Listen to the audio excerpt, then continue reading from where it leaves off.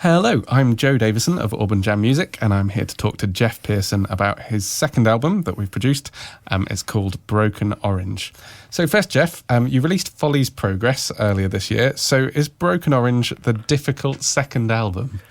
Well, not really. It's not the difficult second album, but more a second album about difficulties.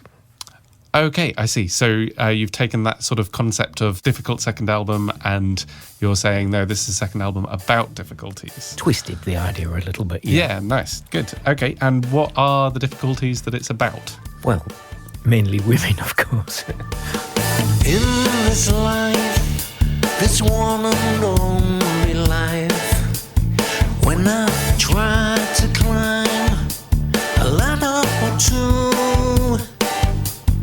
laugh at my mistakes when I fall down life's snakes. Why you put it on me? Don't you piss on me?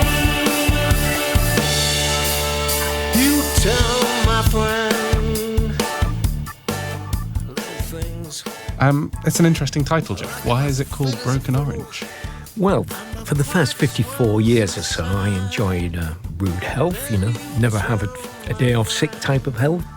Then I suffered from whiplash when a friend was taking me in his car around Richmond Park, and I was in bed for the next 8 weeks, couldn't get out. Was it a crash? What happened? No, he just showing me his new Mercedes and Yeah. suddenly stopped the car, Okay. showing me how good his brakes were without warning me. I've got it. That happened in 2003, and I was due to fly the next day to the Netherlands, to Amsterdam, in fact. And of course, that occasion, the land of Orange, reminds me of when I lost my good health, Okay.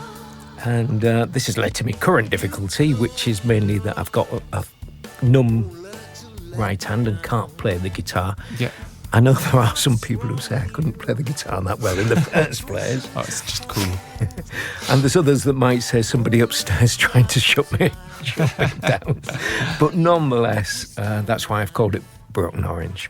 Okay, I see. Well, let's hear another song from that album now. This song is called Ease My Soul. Ease my soul, rock and roll, rock and roll. Ease my soul, rock and roll. Ease my soul,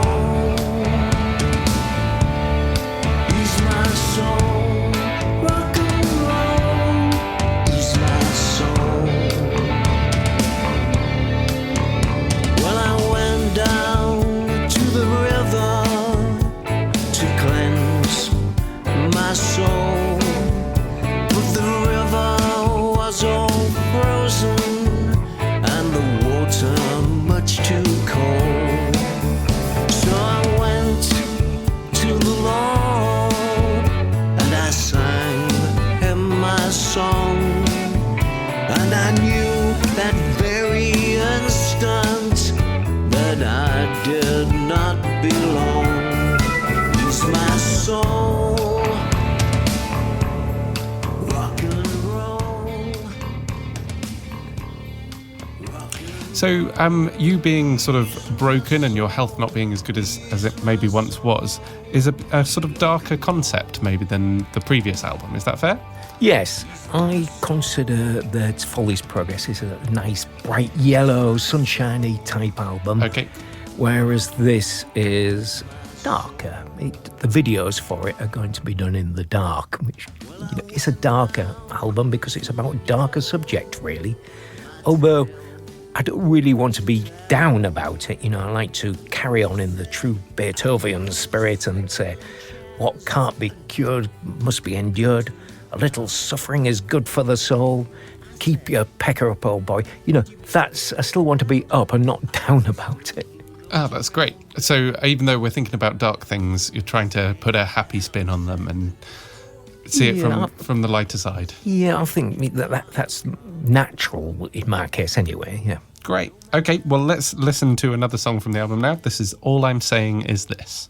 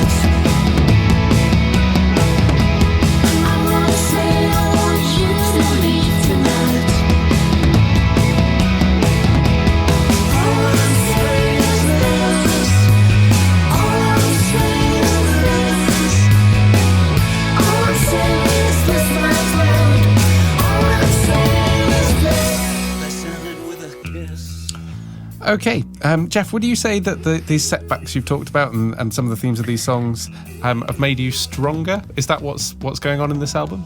Yeah, definitely.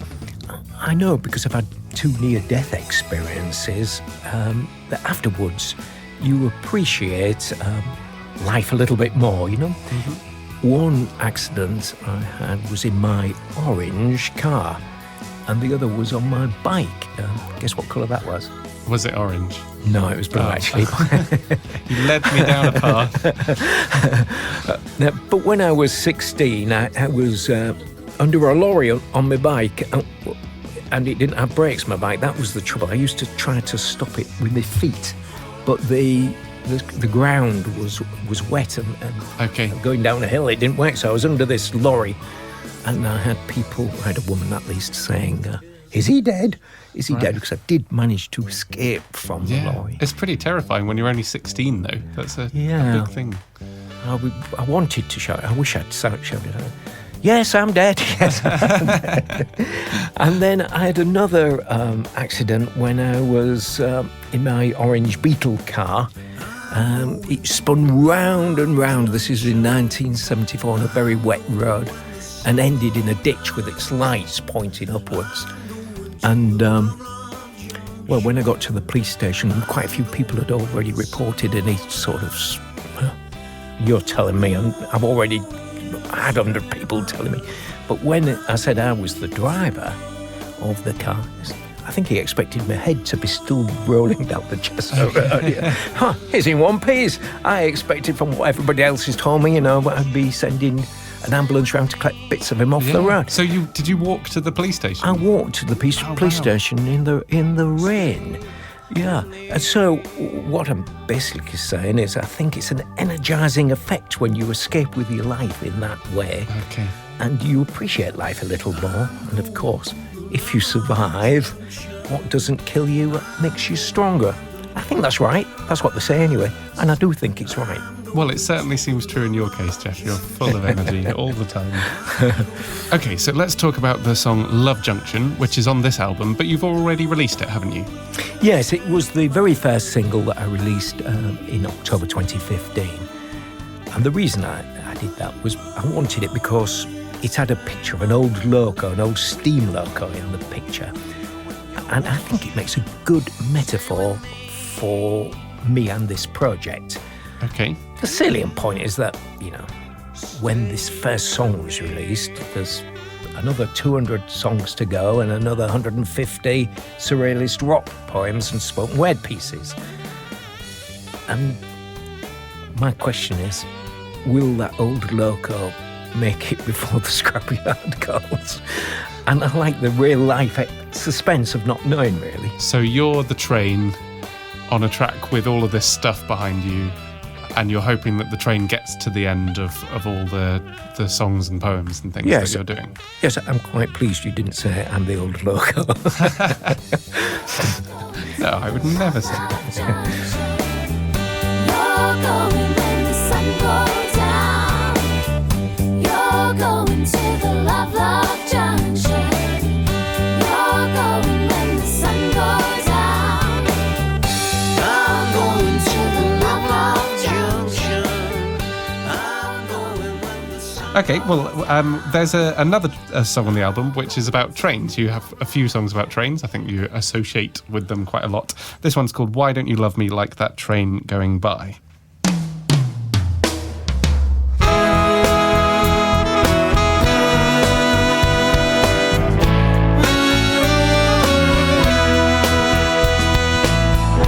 Why don't you love me like that train going by?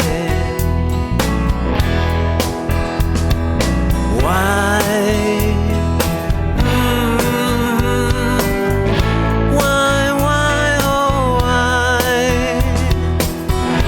Why don't you love me like that train going by?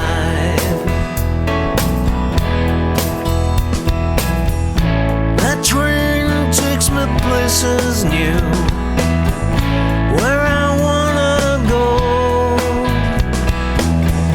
Don't leave me at the same station now. So So, Geoff, Why Don't You Love Me Like That Train Going By is quite a long title for a song. Can you explain it in a few short words? No, I think if I was going to try, I'd say there's a million ways to make love. So how come you only know one? I'm glad I asked. I believe you've performed that song in public. Yes, as you know, I'm essentially a studio recording artist, but I have performed on a few occasions. 2 of the songs on this album have been performed in public, in fact. But I was walking down Whiteforgate in Hull when on a whim I borrowed a guitar from a busker and sang this song, and also Pallet on the Floor, while he took a short rest. As you know, buskers make more money when they sing songs that the public recognise. Yeah. And like, I suppose. But I didn't think I was taking much of a chance with this song because basically it's a blues, isn't it? Yeah. It's blues structure, most people understand. So did you make your fortune? Well, I must be the only busker in history that made a loss, because I said to the busker... How did you manage that? I said to him, can I have a go at busking? I'll give you £2 if I can borrow your guitar. So I felt obligated to give him something. And whilst I sang my 2 songs, I'm afraid I didn't make £2. So I made a loss, yeah. Oh, well, at least you tried. It's a good story. They don't call me generous, Geoff, for nothing, No, you know. absolutely. Busking is an age-old tradition that people have been doing for years and years and years. And technology has sort of changed the way people enjoy music. Do you think that's true? Yeah, somebody said to me, do you think you're a busker on the internet superhighway? It sounds good, doesn't it? It does. But when I thought about it, I'm not really, because I think buskers, by and large, sing other people's songs. And yet I'm somebody who's never sang anybody else's song except for Pallet on the Floor. Okay. So you are a busker on the internet superhighway, but an original one. Put like that, yeah. Okay, great. Let's hear another song from the album. This is Who Shall I Be Tonight?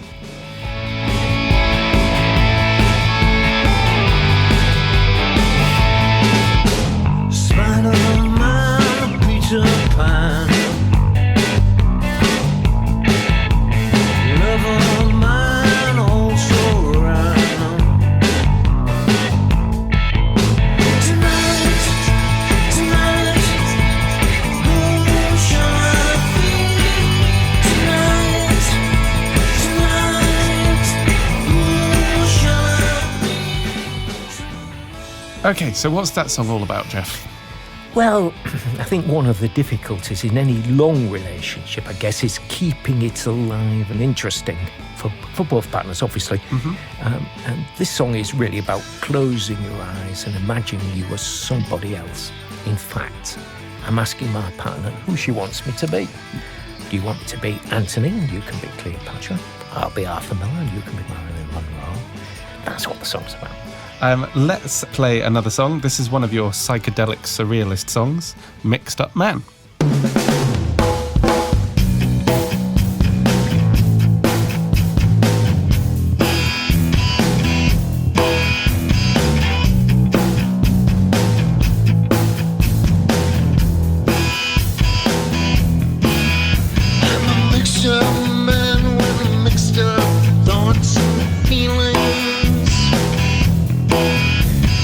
Come to my room and then you float to the ceiling.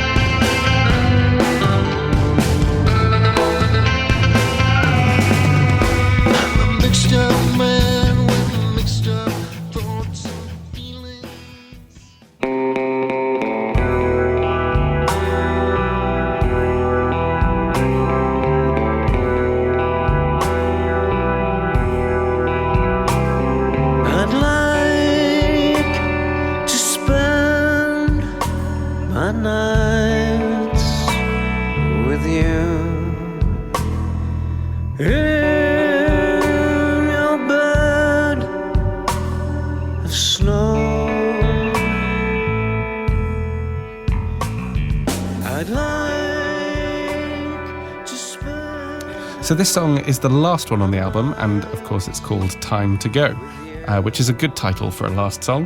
What's Time to Go about? Well, before that you played up Mixed Up Man, and I sometimes wonder if that should be my signature song. Autobiography. Yes, but Time to Go is different. Do you know, sometimes you wonder what your life would have been like if you'd have done this instead of that, you know? Yeah. And this song really is about how I sometimes wish I could split my life in two. Sometimes I'd like to go both down the road less travelled, as Robert Frost calls it, and also the road more travelled. But you have to choose one or the other, when I'd really like to do both. I really do admit I'm a mixed up man, but that's the basic idea behind Time to Go. So let me see if I've understood you right. You want to be a sort of adventurer on one hand, but you also want to have a steady, safe life. Is that sort of what you mean? I guess you're very spot on there. On one hand, I am cautious. I'm too cautious. Okay. But on the other hand, I would like to be a bit more exciting and taking more risk. But it's difficult to do both. The morning dew, but I guess it's time